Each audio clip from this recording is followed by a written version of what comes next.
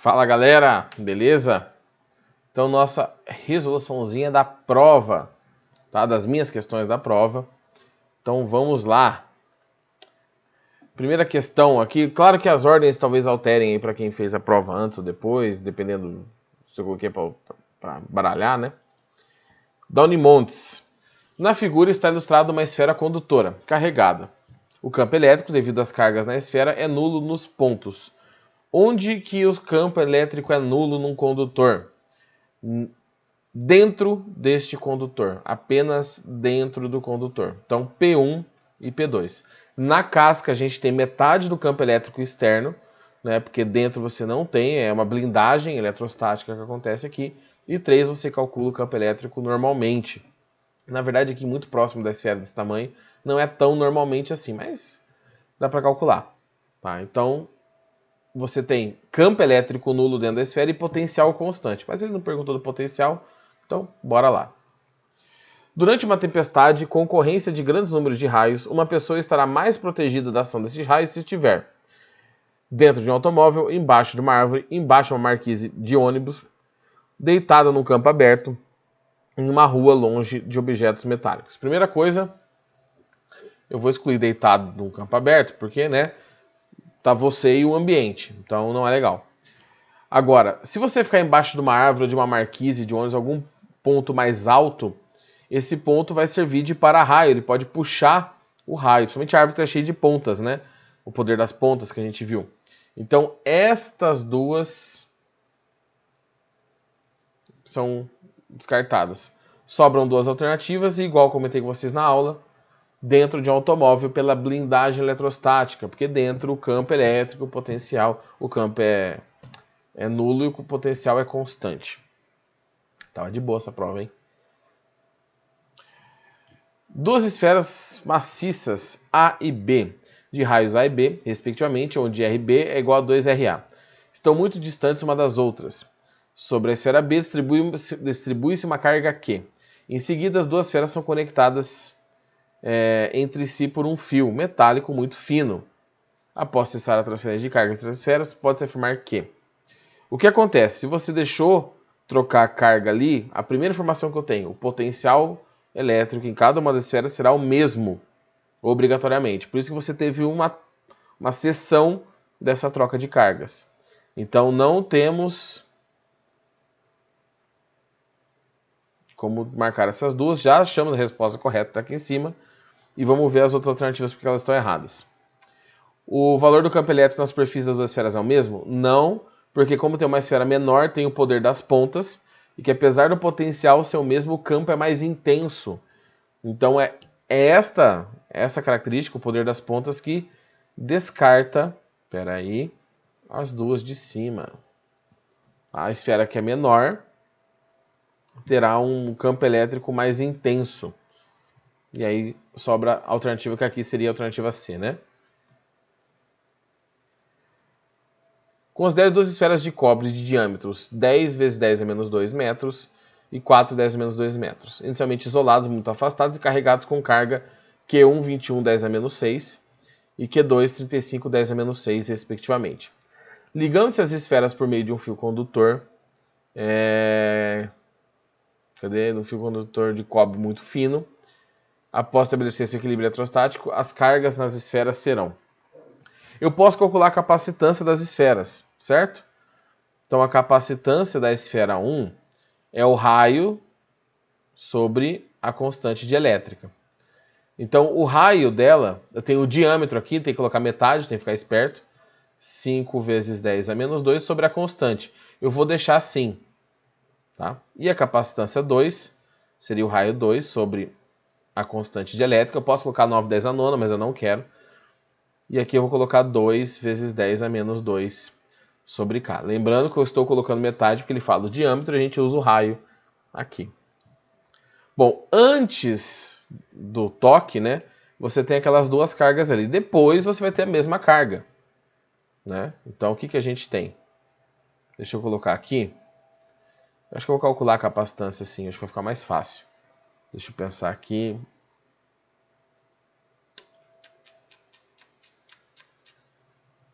Não, vou continuar assim mesmo.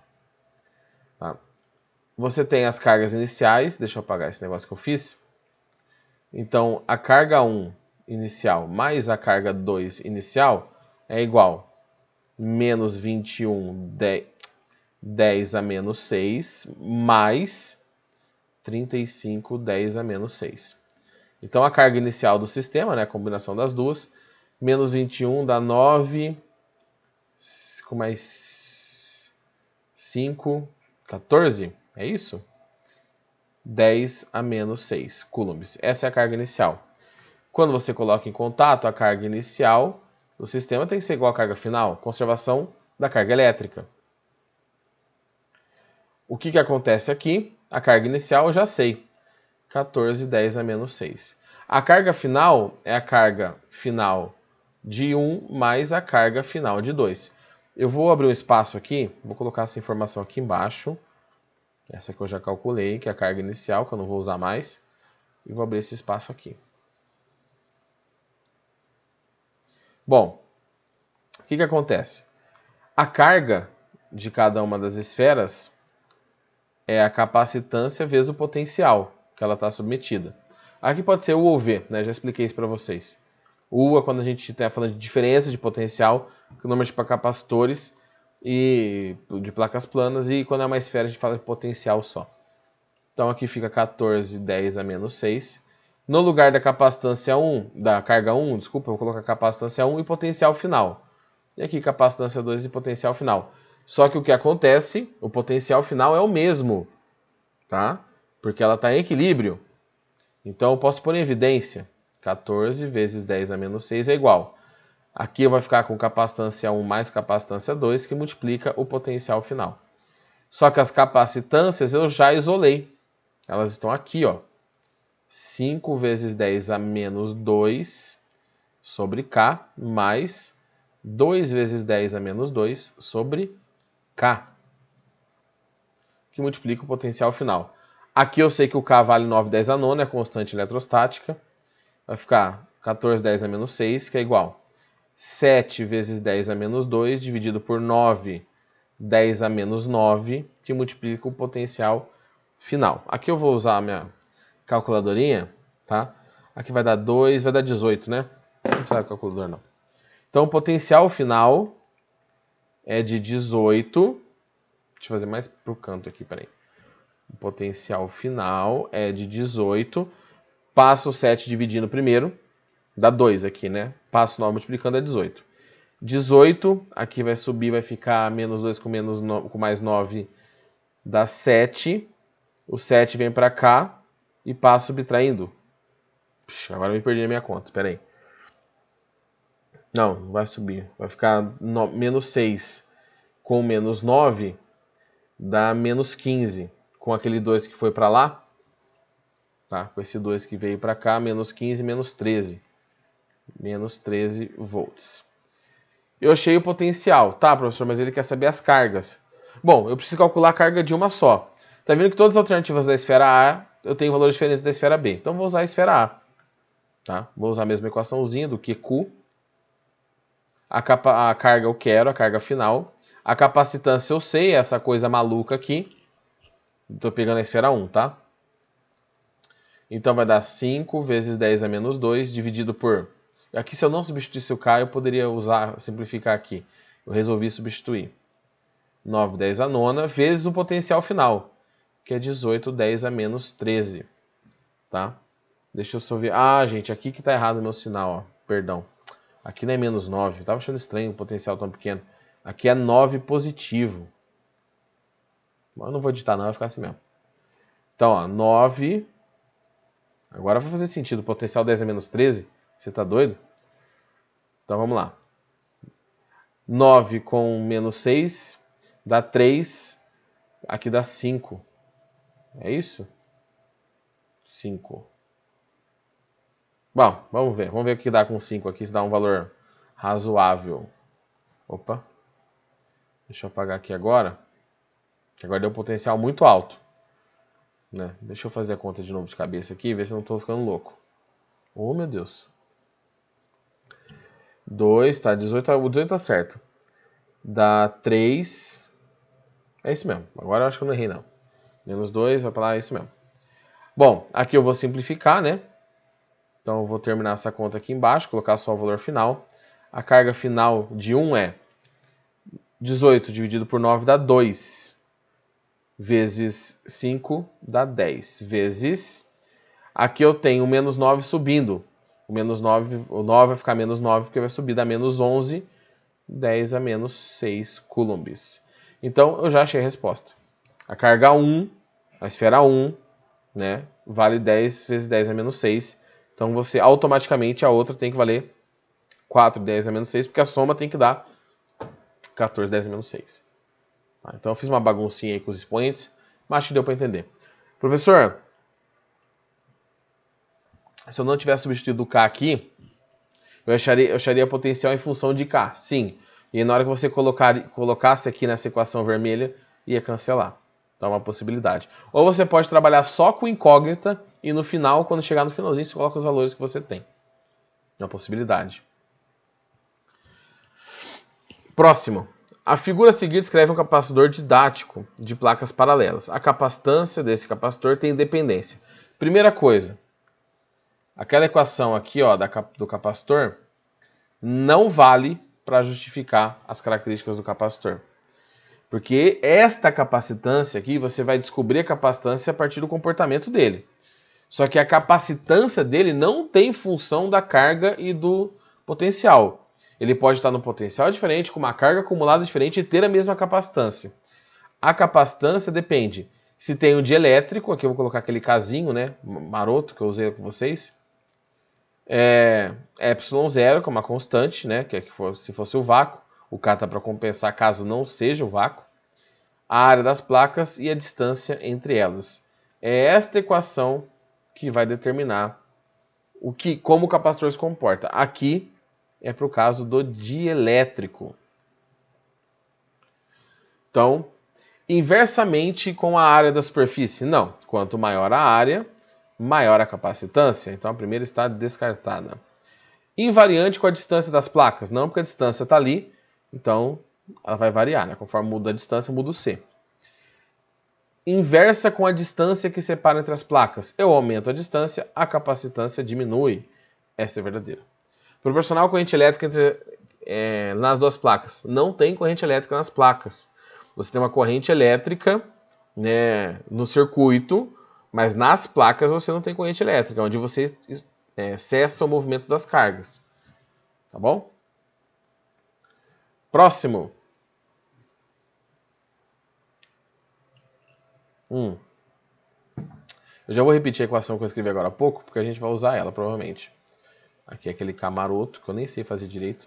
Aqui, epsilon A sobre D. Então aqui nós temos... Aqui, beleza. Os dielétricos são materiais isolantes, ou seja, conduzem mal a eletricidade.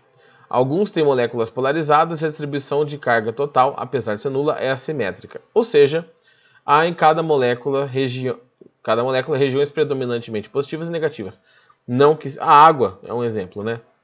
Quando inseridas entre as placas de um capacitor, aumenta em K vezes a sua capacitância. Aquele K ali, ó, que tá horrível, nem parece um K, mas é um K.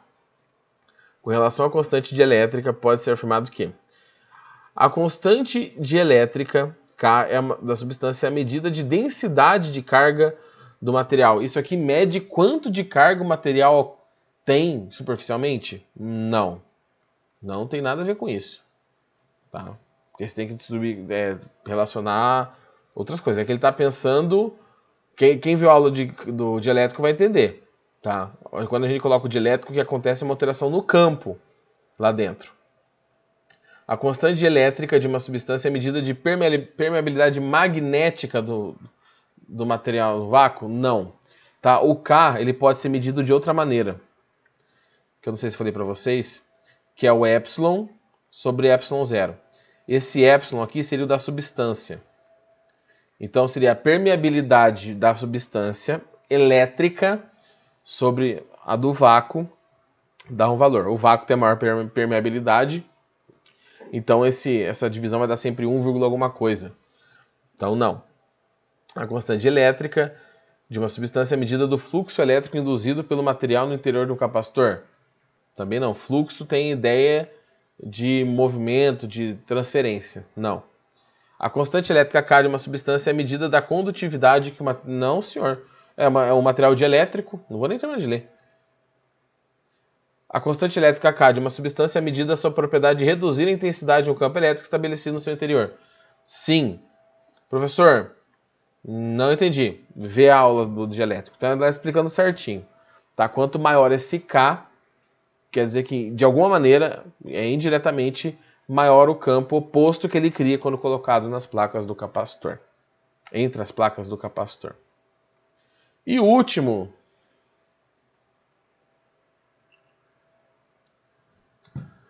No circuito elétrico ilustrado na figura, tem-se um perímetro ideal que indica 500 mA. Então, a corrente é de 5...